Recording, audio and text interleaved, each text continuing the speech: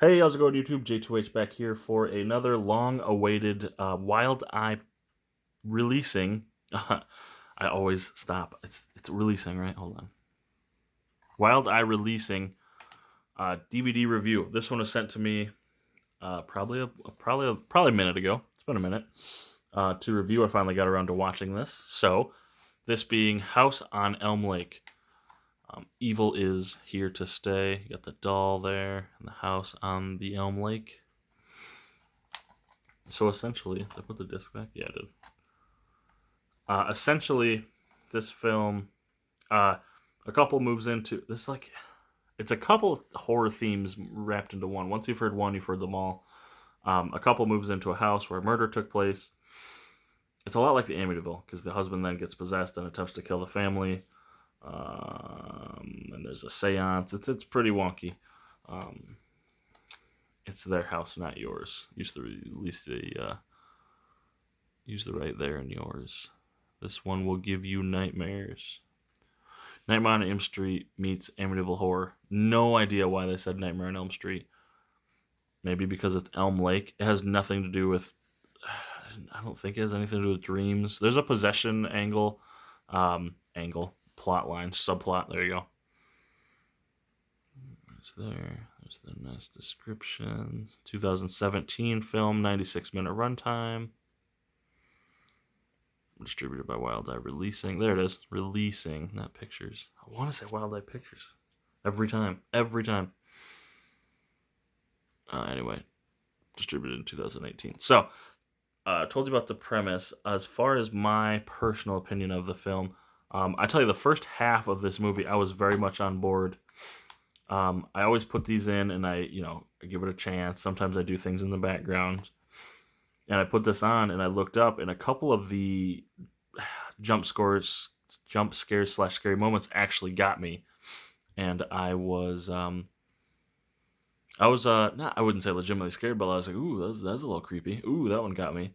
I'd say for the first half, I was like, okay, cool, this is going well. And then it starts to get to the possession, and they do that voice modifier over the demons, and every demon sounds the same because the same, I'm assuming, tool. So it gets a little hokey, and then it's longer than I would have. I don't think it's 97 minutes. It says 96 minutes, but it's an hour 45. That's about right. Man, it felt longer than that. I feel like they could have shaved a couple scenes. I think there's one or two false endings. There's the doll, and then there's, of course, the daughter can only see the boy, and no one else can. It's all the same plot lines you've seen a million times before. And they're kind of all just rammed into one. Maybe that's what it means.